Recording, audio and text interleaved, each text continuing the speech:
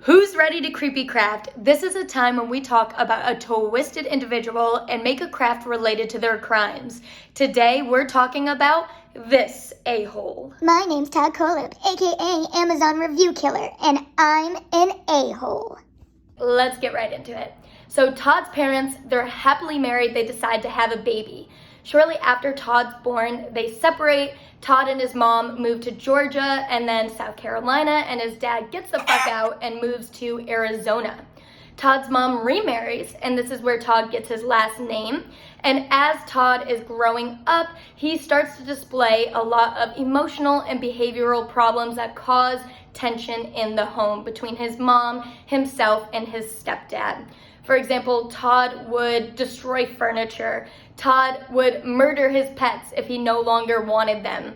Todd would get in disagreements with other children, and instead of using his words or simply ignoring the situation, he would stab them in the leg with a pair of scissors. At least that's what he did one time during a disagreement on a school bus. So nice. So we're seeing all this problematic behavior. His mom and his stepdad are like at their wits' end. We don't know what to do, is assuming what they would say. And at the age of 9, they send him off to live in a psychiatric facility. And during his time here, the physicians note that he has intense anger and intense sexual fantasies. And this is only at 9 years old. And we see later that doctor notes say that he has the propensity to be violent. We think he may have psychosis, which will later be diagnosed as borderline personality disorder. And he could very well be a threat to others. They hold him for as long as they can, as long that's allowed, or as long that his mother will pay. I'm not really sure on those details. But once he gets out, immediately shoots the neighbor's dog with a BB gun, is back to his old self, causing problems at home, and he decides, I don't want to live here anymore. The problem must be my stepdad. My stepdad is abusive, totally ignoring his own behavior, calls his basically non-existent father, and is like, I want to come live with you. And his dad's like, okay, yeah, sure, why not? So Todd goes out to Arizona and starts to live with his dad, but the entire time he's living there, his dad is either working or with like random women. So Todd is left alone a lot of the time. And on one of these business trips, Todd has the house alone. And this is when he commits his first very serious offense. I mean, besides killing pets and stabbing a girl in the leg with scissors, but he was a minor. I guess he's still a minor. Whatever. So commits his first very, very serious crime. There is a 14-year-old girl down the street, and while his dad's away, he tells this 14-year-old girl, hey, your boyfriend is upset with you. He really wants to talk to you. He's at my house. He won't go anywhere else to speak with you. You have to come over. And convinces the girl to do so. Once she gets to his house, he, trigger warning, locks her up and rapes her. And after this whole ordeal, he says, if you tell anyone, I will not only kill you, but I will kill your entire family. And then walks the girl home. And thank goodness, the girl tells her grandma. Todd gets charged, and he gets put away. He gets put away for, well, is sentenced to 15 years, and also has a felony as a sex offender. He is now a registered sex offender. And during his time in prison, besides like a few skirmishes in the beginning, he's described as a model inmate and gets released 2 years early. That's the kicker. Is released, but during his time in prison, he's the model inmate. He earns his high school degree, and then he earns 2 Bachelor of Sciences. He earns his college degrees in business and computer science. So he's coming out of prison set for the world. He gets released 2 years early after all that good behavior, and it's even noted that people thought the world owes Todd something. Todd will do good in this world. So, anyways, so he gets released, and he gets his real estate and his pilot's license. Pilot's license seems a little random, but we'll get back to that. So he gets both of those around the age of 30 and then starts applying for real estate jobs. And one company does a background check on them, and they're like, whoa, whoa, whoa, hold up. We see you have a felony. We see you serve jail time. Like, what's this all about? And he basically, the charming man that he is, says it was a big misunderstanding. The girl lied so she wouldn't get in trouble with her father. Things were blown out of proportion, and I unfortunately had to do time. And for whatever reason, they believe him, and he is able to get his first real estate job. Todd will go on to create his own agency called TKA Agency and will employ people under him. And his employees, after the fact, noted that he was hella creepy, always making uncomfortable comments towards his female employees, and would watch pornography at work. No way around that. Weird as fuck. So he starts that. So shortly after this, about like 2 years, he commits his second serious crime. So down the street from Todd, wherever it may be, there is this motorcycle shop, and he decides that he wants to buy a motorcycle. And Todd, thinking that he is better than the average bear with a lot of grandiose thinking when it comes to himself, decides that I want a really big bike. Like, that's what a macho guy would ride. That's like a cool bike. And the shop people are like, hey, like, this is your first bike. You've never ridden a motorcycle before, right? And they're like, mm-hmm. And they're like, we don't think it's best that you get a big bike. Like, you should get a bike that you can learn on and you can love, I guess, the sport or the hobby of riding motorcycles because you've learned and you know how to ride it properly. And he's like, nah. Everything's going to be so fine. Like, I'm literally the best at whatever I do. This is going to be awesome.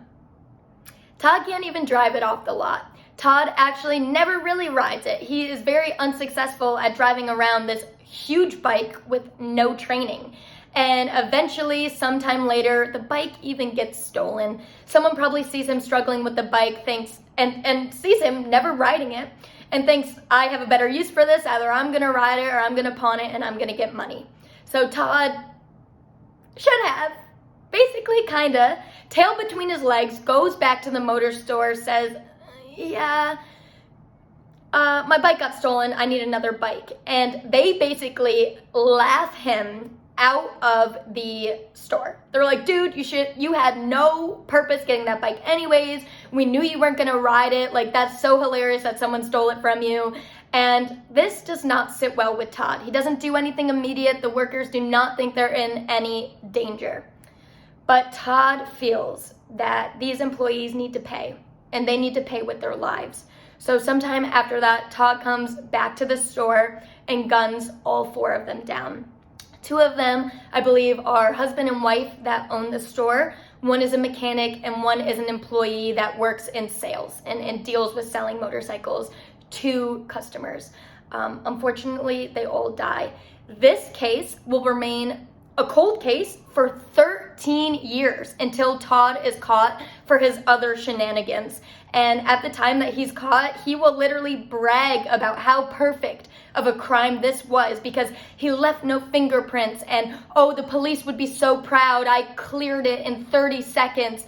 I wore double gloves, like, again, to ensure I didn't leave any fingerprints. I'm so much smarter than anyone else. I'm the perfect criminal. Oh yeah, buddy? Oh yeah? Okay, no, you're literally in custody. Shut up. No one cares. We're just trying to get a confession and, like, placate you.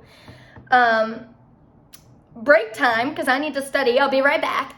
In 2016, Todd commits his 3rd major crime that we currently know of in this timeline, and it is against Kayla Brown and Charles Carver. I'm going to call him Charlie out of habit. I always nickname everything. I've also seen it online, so I don't think it's disrespectful to him.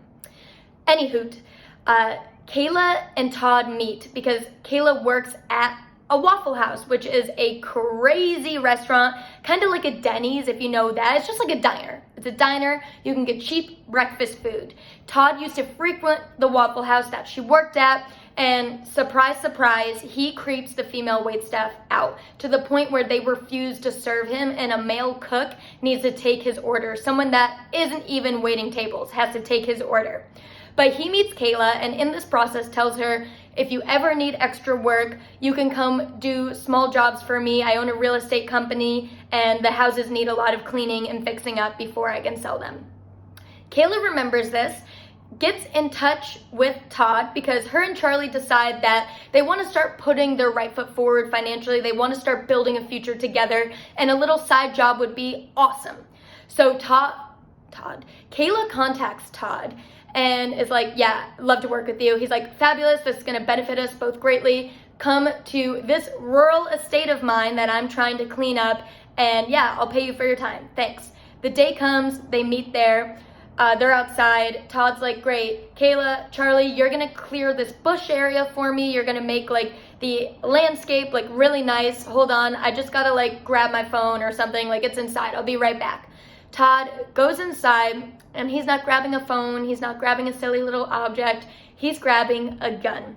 He comes outside, immediately shoots Charlie in the chest, killing him. He then takes Kayla and imprisons her in a metal storage shipping container type thing, and he chains her to the wall, locks the storage container up, and then disposes of Charlie's body. He buries him somewhere on the property. He tries to hide their car. He like puts the car in a ditch on his property, and when police find it, you can see it's like been spray painted brown in some areas, as if Todd was trying to like cover it up more, but like the spray paint ran out, and he was like, good enough, I'll never get caught, I'm the best to ever exist.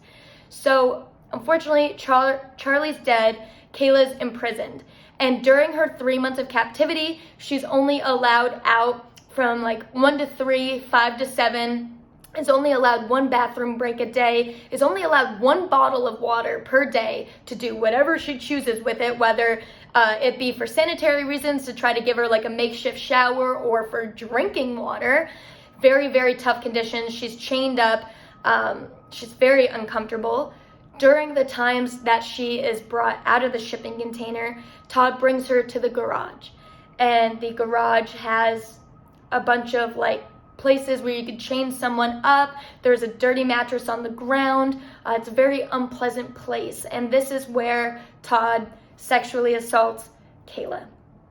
And during the time, and Kayla will recount this, but she had no choice. It was either that or he will kill her. And he made this abundantly clear, stating, I've had someone in this position in the past. If you're not going to be useful, I will find someone else that will be. So really, no choice but to comply, in hopes that one day she will have her freedom and autonomy and safety again.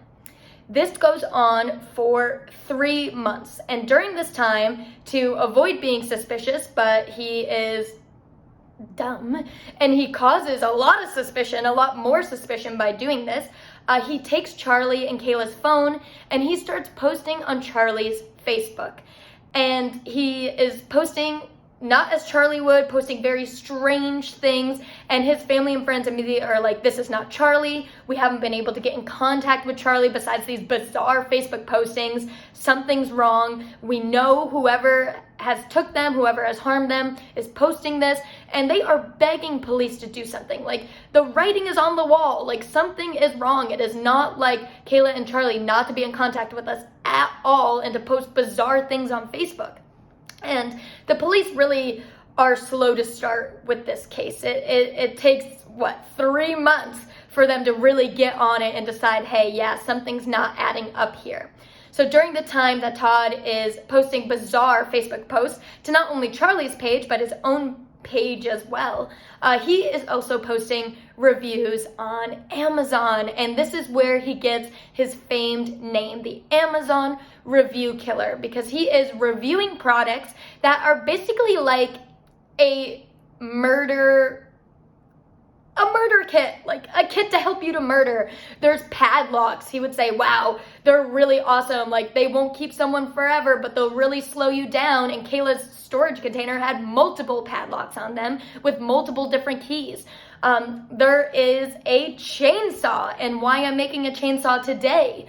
And he said something like, I don't know, great to chase your neighbor with, like crazy stuff. There's a shovel that says like great to bury a body on the go, because it was like a little compact shovel. Crazy stuff. Like, how is that not flagged? Like, I know that, I don't know, the police are very busy every single day, like combing through the internet, and there's so much, and we don't know what's a real threat and what's not, and when someone's having dark humor. But in this situation, with hindsight, it's like, oh my God. So all that's going on. 3 months, the duration that I keep saying, police finally start to take the claims of the friends and family seriously. They're like, okay, they're really persistent with this. Maybe something's wrong. Like, let's go check out Todd. Let's check things out. So they get smart and they say, well, if this person let me back up a little bit. I do this quite a lot. They don't know it's Todd Kohlhepp yet. They do not know who has potentially captured, imprisoned, and harmed these individuals. They just know that something's fishy and they want to see if it's true. So they ping Kayla and Charlie's cell phones, and they decide to see where the location is. Like, okay, let's see if they're just at home and being MIA from the world and we could do a welfare check there, or let's see if something weird is going on. Something indeed weird is going on, and I don't know, I think like one phone may have pinged at like the rural property where Kayla's being held and Charlie's body was buried, and then maybe one phone pinged at his house, or maybe just the rural house was enough, and they're able to trace that back to Todd. So the police are like, yep, something's wrong. So fraction of the police force go to Todd's actual house where, get this, he is living with a full-on girlfriend that I think he's been dating for like 10 years and her son, and like literally has a full-blown life, like nice little suburban life there. And then so they go there, and it's basically to distract him while they can search that rural property for their bodies, or hopefully people that are living in Kayla's case. So then a fraction of them go to that rural house while they're distracting Todd in his actual home, and they're like, hey buddy, like listen, we know about Kayla Brown, we know about Charlie Carver, like come clean, it will be easier on you. And he's like, what? Oh my God, I don't know what you're talking about. And he's like trying to play it so cool and like calm, like he did nothing wrong. Like he's even so comfortable with like letting the police into his house because he just asserts he'd do nothing wrong, and I'm sure he's certain that he'll never get caught because he's the best person and best criminal ever.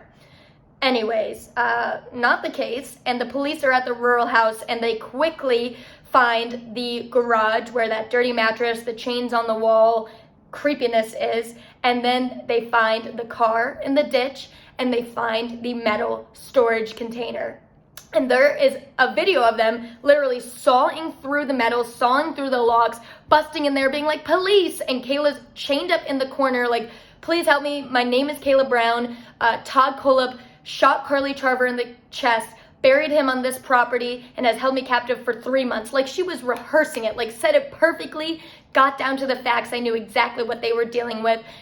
By then, that fraction of police that are with Kayla and rescuing her, get her off the property, start getting her the care that she needs, get her into safety, while the police at Todd's house are like, we caught you, buddy, like literally get your hands behind your back. And it was actually kind of funny because some officer already put cuffs on Todd, and another guy's like, we got you, put those cuffs on. And they're like, oh, we already did that. Okay, cool. Well, listen here, you can make it easier. We know you killed Charlie. We know you've kept Kayla locked up. You can make it easier on yourself if you go to the property and show us where Charlie's body is. And by this point, he agrees. Like, he's like, wow, they found Kayla. Like, there's not much more I can do. And a side note to this is that they really need Todd to do that because they couldn't just bring cadaver dogs or police dogs to the scene, because Kayla let them in on a tip that Todd told her that he sprinkled red pepper flakes all over the property. So unfortunately, that would just irritate and plug up any smell receptors that those dogs have to find deceased individuals. So thank goodness Todd decides, okay, yeah, sure, like, you know about Charlie, I will bring you to his body. They uncover Charlie's body, they find the car. Todd is now brought into custody and is being charged with everything that he's done. And during this, police start questioning Todd. And they're like, okay, we know about this. Also, Kayla's been singing like a bird. She has been singing like a bird. And let me tell you, she told us everything you did to her and to Charlie. Oh, sorry, my puppy's barking. Hold on. Intermission for the barking puppy. Why are you barking? Go lay down. Okay, anyways, Kayla is singing, and she's told us everything that you've done to not only her and Charlie, she has also told us everything that you have done and confessed to her. So Todd bragged to Kayla that he was a serial killer. He's so good at it. He's done exactly what he's done to Kayla and Charlie before with another couple. He's also murdered 4 other people. He told her about the bike shop, and he also said his kill count is in the double, if not triple digits. And a lot of that's not confirmed. Like, it may just be Todd talking out of his ass, but they were able to pin him for the bike shop murder that has been a cold case for 13 years. The family members and the victims finally get justice, finally get a sense of peace. And this is when I was talking about earlier, Todd is like bragging to police, "Ooh, you should have seen what I've done." And like, they're like, "Yeah, okay, buddy, like, calm down." So Kayla is telling police about what Todd has done to other people. Kayla is also detailing what Todd has told to her in relation to her. Don't worry, Stockholm Syndrome's gonna take effect. Like, we can be a real couple. You just have to like trust in the process. Ew, what a crazy thing to say. And then eventually one day you're gonna help me kill my girlfriend and her son, and we will live happily ever after and ride into the sunset. Like, are you kidding me? I wanna also go back to the couple that Todd intimidated Kayla with, saying if you don't behave, you're gonna end up like the other couple that I had that were in a very similar situation as you and Charlie that met a very unfortunate fate. So Megan and Johnny were their names. They were offered work by Todd in the very same scenario. They go to one of his properties and Todd tries to kill Johnny. Johnny has a knife in his pocket and tries to defend himself, but ultimately Todd gets the one up on him and murders him. Megan starts freaking out and he doesn't know what to do with Megan, so he chains her up immediately. He's like, "I don't know what to do with you. You're causing a scene. You can't escape. I just killed Johnny in front of you." And so he's trying to think over, what should I do with Megan? Like, angel, devil on his shoulders, like, should I let her go? He was kind of coming into his own, so to speak, in terms of like capturing people, doing whatever to them, killing them. So this was like really the first time that he's done this. So Kayla and Charlie, he was so good at it because he's had practice. Right now he's learning. So she's tied up. He's trying to decide what to do with her. He told police he intended on setting her loose across state lines, giving her $4,000 so that she could start a new life and leave like her old bad habits behind, but ultimately end up killing her as well. So now we have all this confessed. Like, when Todd was saying all this, it was like he was bragging about it. Like, he could not be more happy to talk about his crime. So without a doubt, Todd has to plead guilty. He pleads guilty to 7 counts of murder, 2 counts of kidnapping, and sexual assault. This earned him 4 life sentences plus 65 years without possibility of parole. So at the time that this is all happening, he's saying, he told Kayla he had dozens more victims. He's telling police he has more victims, and they need to like hang on his every waking moment if they want to find those victims. And this is where the pilot license comes into play. Like, he had a pilot license. He also had cars. He had the ability to travel the world. He had the ability to move around very easily. So at first the police were like, okay, this like could be credible. His victims could be across the world, across the United States, across state lines. We should look into this. So they told him, hey, before you go to jail, we'd be more than happy to talk about it if you want to talk about it. But after you go to jail, that's it, because we're not playing this cat and mice game with you. We're not doing it. Which, honestly, I love. Like, I think his ego just really wanted that. He wanted to be in the limelight so badly. And he ends up writing, like, after he's imprisoned, he ends up writing an 8-page letter that, like, is, I did these crimes, like, don't you want to know? And they're like, no, fuck off. Like, we already gave you our chance. So that's Todd Kohlhepp. That's the Amazon review killer. Besties, I forgot to show you the whole point of this video. My creepy craft. Today we made the Husqvarna chainsaw that Todd likes to chase his neighbors around with. I think it came out super cute, and let's put it on the creepy wall. Yay! All right, have the best day ever. I'll see you guys soon.